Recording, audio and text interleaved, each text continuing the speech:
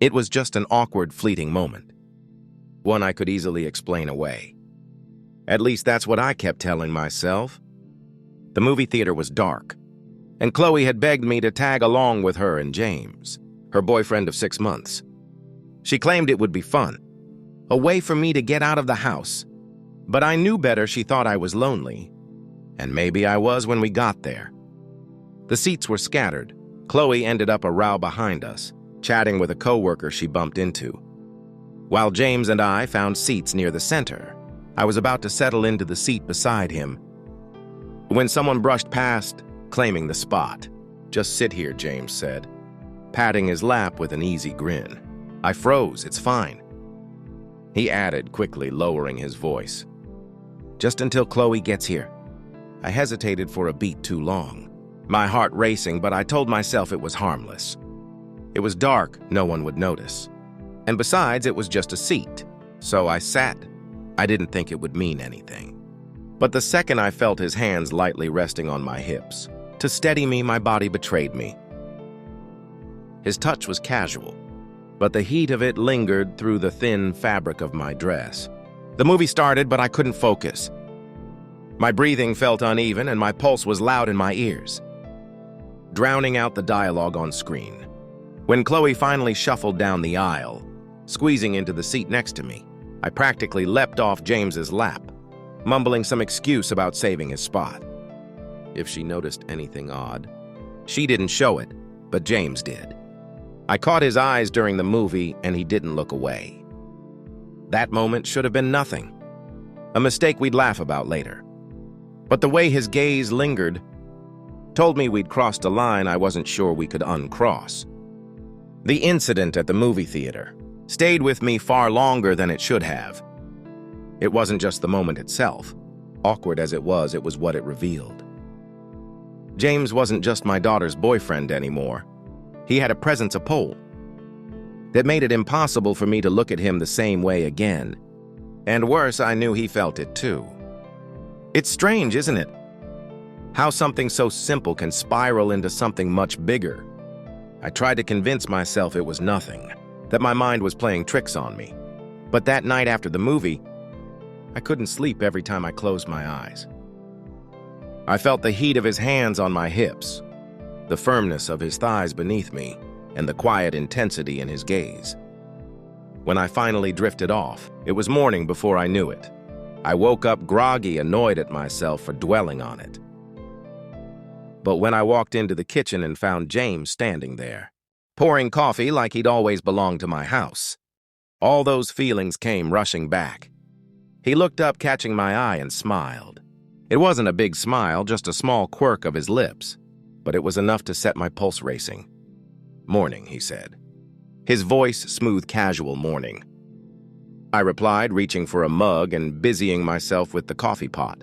I tried to act normal, like my skin wasn't prickling under his gaze. "Chloe's still asleep," he said, leaning against the counter. "Late night," I muttered. Avoiding his eyes. "Yeah," he said, and then after a pause, "You okay? You seem distracted." I froze, gripping the mug a little tighter than necessary. "I'm fine," I said quickly, forcing a smile, "just tired." He didn't push it, but I could feel his eyes on me as I left the kitchen. James had started dating Chloe 6 months ago. She'd met him at some networking event for young professionals. Her words, not mine. Chloe was ambitious, sharp, and as confident as you'd expect a 22-year-old, fresh out of college, to be. When she brought James home for the first time, I was surprised he was older than most of the boys she dated, 25. Polished and charming in a way that felt effortless. He was the kind of man who remembered everyone's name, who could make you laugh without trying too hard. I liked him immediately, too much. Maybe at first I brushed it off. Of course I liked him. He was polite, respectful, and clearly smitten with my daughter. But as time went on, I started noticing things I shouldn't have. The way his hand would linger on mine when he passed me something at the dinner table. The way his eyes seemed to find me across the room, holding my gaze just a second longer than they should. The way his compliments, always polite and casual, Felt like they carried an undertone meant just for me misses. "Rains, I can't believe you're Chloe's mom," he'd said once, laughing as he helped me clear the table after dinner. "You don't look old enough to have a daughter her age." I'd laughed it off, calling him a charmer, but my cheeks had burned. I told myself it was harmless flirting, if you could even call it that. Didn't mean anything. He was young, confident, of course. He was friendly, but deep down, I knew there was something more. And then there was the movie night. After that, everything changed. A week after the theater incident, Chloe asked me to let James in while she ran late from work. It was a rainy evening, and when the doorbell rang, I found him standing there, his dark hair slick with rain and his coat dripping on the porch. "Sorry," he said, flashing me that easy smile. "Didn't mean to interrupt your evening?" "It's fine," I said, stepping aside to let him in. He shrugged off his coat, handing it to me, and for a moment his fingers brushed mine. It was nothing, just a small touch, but it felt like a spark had shot up my arm. "You can wait in the living room," I said, trying to keep my voice steady. "Chloe should be back soon." Instead, he followed me into the kitchen, leaning against the counter as I poured myself a glass of wine. "Want one?" I asked, holding up the bottle. "Sure," he said, his voice low. I handed him the glass and he held it up in a mock toast. "Two awkward movie nights," he said, smirking. I nearly choked on my sip. "Don't?" I said, laughing despite myself. "What?" he asked, feigning innocence. "It's a funny memory, it's embarrassing," I said, shaking my head. "For who?" he asked, raising an eyebrow. The question hung in the air, heavier than it should have been. I didn't answer and he didn't push. But as he took a sip of his wine, his eyes stayed on me unblinking. I knew I should have walked away, made an excuse to leave the room. But I didn't. I stayed leaning against the counter across from him, the silence between us crackling with tension. "You're different from most people I've met," he said suddenly, his voice soft. I frowned, caught off guard. "What do you mean?" "I don't know," he said, swirling the wine in his glass. You carry yourself differently, like you know exactly who you are." The compliment caught me off guard, and for a moment I didn't know how to respond. "I guess that comes with age," I said, finally trying to brush it off. "Maybe," he said, his gaze steady, "but I think it's more than that."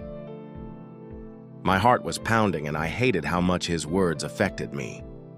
I opened my mouth to say something, anything, but before I could, he reached out his hand, brushing against mine.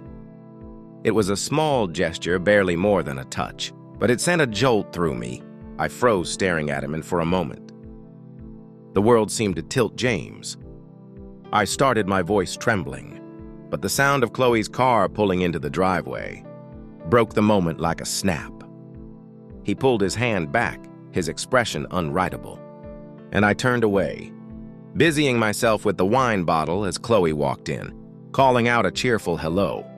That moment should have been a warning, a sign to put distance between us before it was too late. But instead, it became the first crack in the wall I'd spent years building.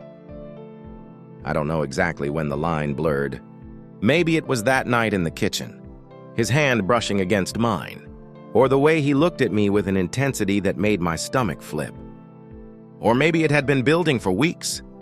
Unspoken tension, disguised as harmless glances and casual conversations. All I knew was that I couldn't stop thinking about him. The moment that truly changed everything happened the following Saturday. Chloe had gone out with friends for the evening, leaving the house unusually quiet.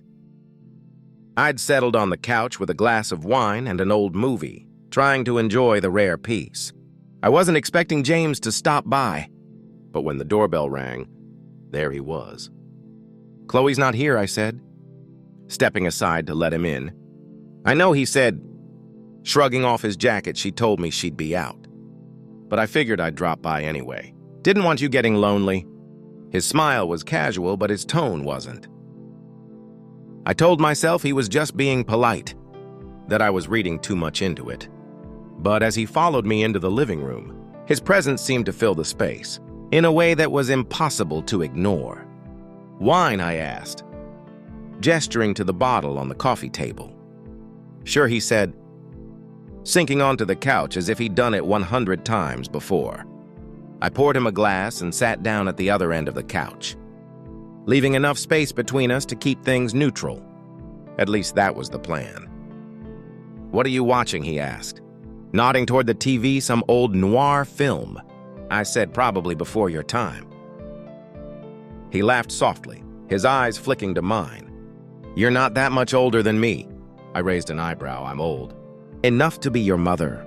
"But you're not," he said, his voice low. The air between us shifted, the weight of his words settling over me.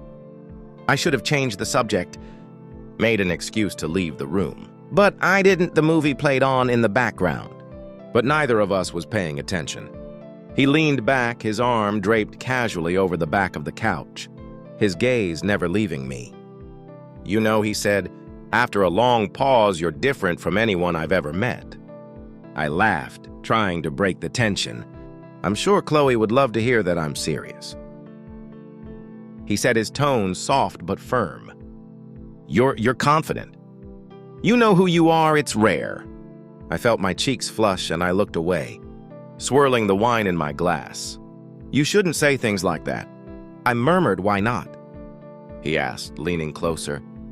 "Because it's inappropriate," I said, my voice trembling.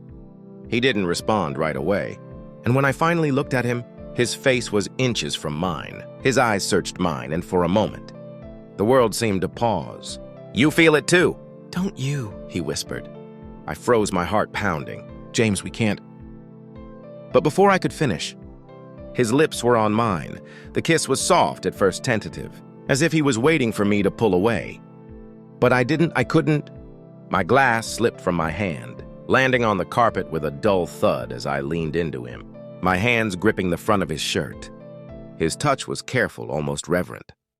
And when he deepened the kiss, every rational thought vanished. "James," I whispered, breaking the kiss long enough to catch my breath. "This is—" "Don't," he said, his voice low and desperate. "Don't say it's wrong." But it was wrong, and we both knew it. That didn't stop me from pulling him closer. We didn't make it to the bedroom. The couch became our world, the flickering light of the TV casting shadows across his face, as he kissed me like he'd been waiting for this moment forever. His hands explored my body with a mixture of confidence and hesitation. And for the first time in years, I felt alive. It wasn't just the physical connection. It was the way he looked at me, like I was the only person who mattered. When it was over, we lay there in silence, tangled together, the reality of what we've done slowly sinking in. "I shouldn't have come," he said finally, his voice barely audible. "No," I said, my voice trembling. "You shouldn't have." He turned to look at me, his expression soft but conflicted. "Do you want me to leave?" I hesitated, my heart aching. I don't know. The next morning I woke up to find him gone. The couch was empty. The wine glasses still sitting on the coffee table. I stared at the spot where he'd been, my mind racing. I told myself it was a one-time mistake, that it wouldn't happen again. But deep down I knew better. The days that followed were a blur of guilt. In anticipation, I avoided Chloe as much as possible, afraid she'd see the truth written all over my face. But James, he was everywhere. He texted me late at night, his messages simple but loaded with meaning. "Thinking about you, can't stop." I didn't respond at first, but the longer I resisted, the more I wanted to see him again. And then he showed up at my office. It was late, long after my coworkers had gone home. I was going over design plans for a new client when the door to my office creaked open. "James," I said, startled. He stepped inside, closing the door behind him. "I couldn't stay away," he said, his voice low. "You can't be here," I said, standing up. "Why not?" he asked. "Stepping closer, because this is my workplace," I said, though my voice lacked conviction. And he said, his eyes locking on mine before I could respond. He closed the distance between us, his hands finding my waist. "James, someone could—" "They won't," he said, cutting me off with a kiss. That night, the small couch in my office became our refuge. The risk of being caught only heightened the intensity, and when he finally left, I sat there in the dark, my heart racing and my mind a whirlwind of emotions. I told myself it couldn't continue, that it was too dangerous, too reckless, but the next time he called, I didn't hesitate to answer. Once we crossed the line, there was no going back. It wasn't just a moment of weakness anymore. It was something much deeper, something neither of us could resist. James and I fell into a dangerous rhythm, one that blurred the lines between secrecy and obsession. We knew we were playing with fire, but every stolen moment made the flames burn brighter. It started with late-night visits to the house when Chloe wasn't home. He'd text me something simple like, "Can I see you?" and within minutes he'd be at the door. Each time felt riskier than the last, but the thrill of it only added to the intensity. One evening, Chloe had gone to a friend's birthday party, promising she wouldn't be home until late. James showed up an hour after she left, slipping through the back door like he belonged there. "You shouldn't keep doing this," I said as he stepped inside, his hair damp from the rain. "Neither should you," he replied, a sly grin tugging at his lips. He didn't wait for me to argue. He closed the distance between us, his hands finding my waist as he pressed me against the counter. The rain outside blurred the windows, the sound of it pounding against the glass, the only thing breaking the silence. "You make it impossible to stay away," he murmured, his lips brushing against my neck. I didn't answer, I couldn't. The places we met became more reckless. Once we spent an afternoon in his car, parked in a secluded spot at the edge of town. The windows fogged as the summer heat made the air thick and sticky, but neither of us cared. Another time we met at a boutique hotel on the outskirts of the city. I told Chloe I was meeting a client and left work early, my hands shaking as I walked into the lobby. James was waiting for me in the room, his tie loosened and his sleeves rolled up. And the second the door closed behind me, all the tension melted into something electric. The room was small, intimate, and every sound felt amplified. The rustle of sheets, the soft gasps, the faint hum of the air conditioner. It was all-consuming. "You drive me crazy," he said afterward, his head resting against the pillow, as he traced lazy circles on my arm. I didn't respond. I couldn't bring myself to say what I was thinking, that I felt the same way. But the more time we spent together, the harder it became to keep it hidden. Chloe started noticing the way James lingered at the house, how he always seemed to find a reason to stay longer than necessary. One evening, as we sat around the dinner table, she made an offhand comment that said, to chill down my spine. "You two get along so well?" she said, glancing between me and James. "Sometimes I think he likes you more than he likes me." I froze my fork halfway to my mouth. But James didn't miss a beat. "She's just easy to talk to," he said smoothly, flashing Chloe a charming smile. "You should be glad your mom's so cool."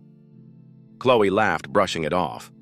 But the comment lingered in the air like smoke. It wasn't just Chloe who noticed. My best friend Evelyn started asking questions too. "You seem different lately," she said one afternoon as we sipped coffee at a cafe downtown. "Different how?" I asked. Feigning ignorance, Evelyn tilted her head. "Studying me, I don't know." "Distracted like your mind is somewhere else." I forced a laugh, shaking my head. "I think you're imagining things." "Am I?" she asked, her voice soft but probing. I avoided her gaze, focusing on the steam rising from my coffee. Evelyn didn't press further, but I could tell she wasn't convinced. The close calls started piling up, each one leaving my heart pounding and my nerves frayed. One night after Chloe had gone to bed, James and I were sitting in the living room. The lights were dim and we were perched on opposite ends of the couch, trying to maintain the illusion of distance. But when he reached out, his fingers brushing against mine, the room seemed to shrink. I didn't hear Chloe coming down the stairs until it was too late. "What are you two still doing up?" she asked, yawning as she stepped into the room. "Just talking," I said, quickly pulling my hand back. James smiled, his composure flawless. "Your mom's got some interesting stories," he said, leaning back casually. Chloe didn't seem to notice the tension, but I excused myself shortly after, retreating to my bedroom with my heart pounding. The worst moment came one afternoon when Raymond, my ex-husband and Chloe's father, showed up unannounced. He'd been visiting from out of state and decided to surprise Chloe. But he caught me and James in the middle of a quiet conversation in the kitchen. "What's going on here?" Raymond asked. His tone sharp nothing. I said quickly, stepping away from James. "We were just talking." Raymond's eyes flicked between us, his expression hard to read. "Talking, huh?" James handled it better than I did, offering a quick explanation about helping Chloe with a project. But the tension in the room was suffocating. Despite the risks, we couldn't stop. Every touch, every kiss, every stolen moment only deepened the connection between us. It wasn't just about desire anymore. It was about the way he made me feel alive, seen like I mattered in a way I hadn't in years. But the closer we became, the more I started to wonder how it would end. James had started talking about a future, about leaving everything behind and starting over somewhere new. "Come with me," he said, one night as we lay tangled together on the couch. "We could make this work?" I wanted to say yes to believe it was possible. But the reality of what we were doing loomed over me like a storm cloud. "This can't last," I whispered more to myself than to him. He didn't respond, but the look in his eyes told me he wasn't ready to let go. The cracks in our secret world were starting to show, and I knew it was only a matter of time before everything came crashing down. I always knew it would come to this. We were too reckless, too bold. I told myself we could keep it under control, but deep down I knew the truth.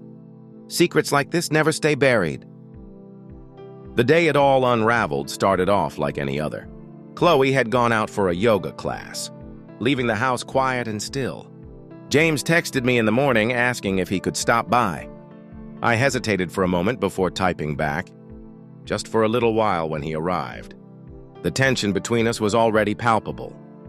He kissed me the moment he stepped inside, his hands sliding to my waist as I tried half-heartedly to push him away. "Not here," I said, my voice trembling. "Why not?" He murmured against my neck. "It's just us." But it wasn't just us, not really. We ended up on the couch in the living room, the same spot where everything had started. The sunlight streaming through the curtains felt almost mocking, illuminating the space that had become our secret world. I was too distracted, too caught up in him to hear the sound of the front door opening. Mom Chloe's voice froze me in place. James and I sprang apart, but it was too late. Chloe stood in the doorway, her yoga mat slung over her shoulder, her expression a mixture of confusion and growing horror. "What the hell is going on?" she asked, her voice trembling. I couldn't speak, my throat was dry, my mind racing for an explanation that wouldn't come. Chloe James started stepping toward her. "Don't," she snapped, holding up a hand. "Don't you dare." Her eyes shifted to me, and the betrayal in her gaze was like a knife to the chest. "How long?" she demanded. "Chloe." "It's not how long," she repeated, her voice breaking.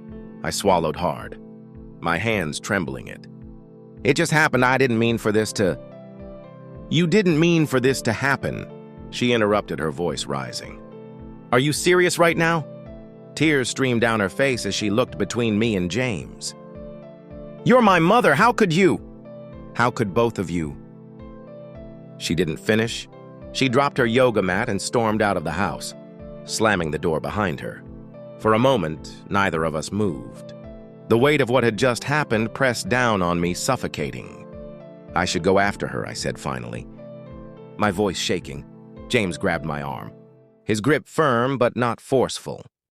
"Give her some time," he said softly. "She hates me," I whispered, tears blurring my vision. "She doesn't hate you," he said, but even he didn't sound convinced. Chloe didn't come home that night. She didn't answer my calls or texts, and by the next morning I knew she'd gone to stay with Evelyn. That was when the second blow came. Evelyn called me late that afternoon, her voice sharp and unforgiving. She told me everything she said. I sank onto the edge of the bed, my stomach twisting. Evelyn, how could you? She interrupted, her voice trembling with anger. How could you do this to her? To yourself, I didn't mean for it to happen. I said weakly, that doesn't matter. She snapped, you betrayed her. You betrayed me. Do you have any idea what you've done? I didn't answer. What could I say? I can't do this, Lorraine, she said after a long pause. I can't stand by and watch you ruin everything. Don't call me again. The line went dead. The fallout came fast and hard. Chloe didn't just cut me out of her life. She went out of her way to make sure everyone knew what had happened. She told my colleagues, my friends, even some of my clients. The whisper started almost immediately, followed by the polite but pointed phone calls canceling appointments. James wasn't spared either. Chloe contacted his law firm, letting them know about the affair. The details she provided were enough to get him suspended from his internship, and I could see the strain on his face every time we talked. This is my fault, I said one night as we sat in his car parked on a quiet street. No, he said firmly. This is our fault. Don't take all the blame. But I couldn't shake the guilt. The breaking point came a week later. James showed up at my house, his face pale and drawn.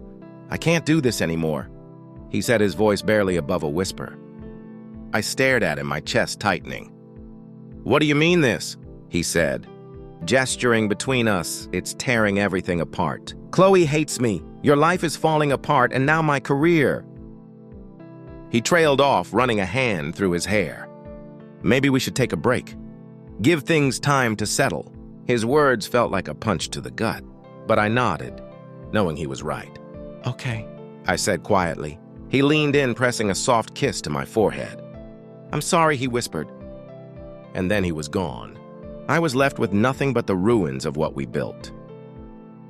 Chloe didn't come home, Evelyn didn't call, and James disappeared from my life as quickly as he'd entered it.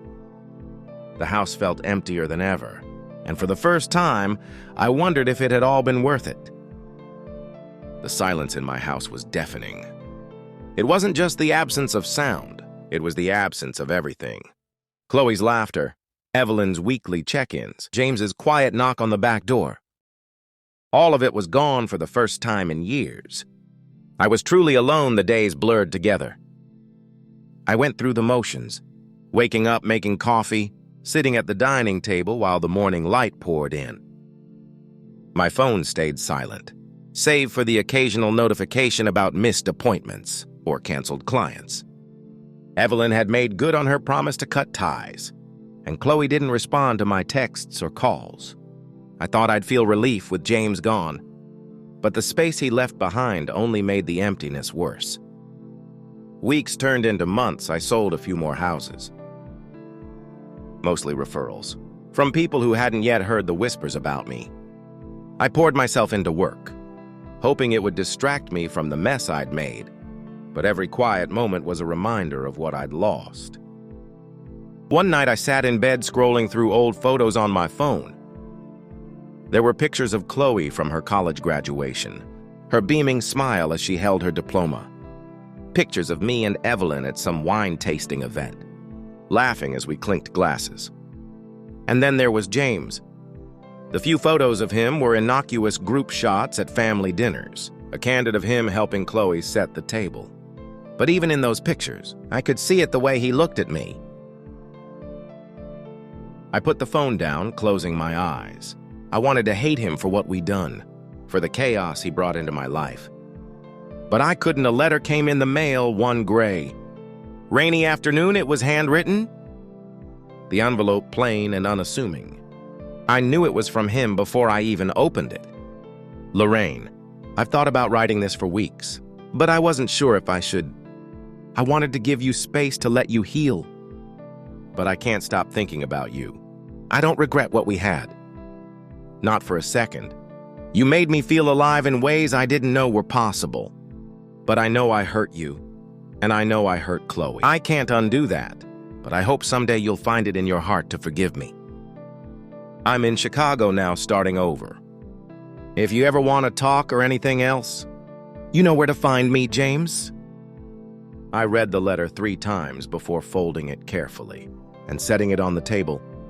My chest ached with a mixture of longing and guilt.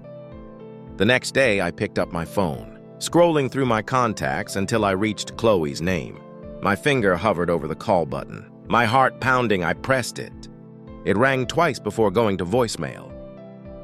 "Hi, sweetheart," I said, my voice trembling. "It's me. I just wanted to say I'm sorry for everything. I know I hurt you. And I'll regret that for the rest of my life. I hope someday you can forgive me. I love you."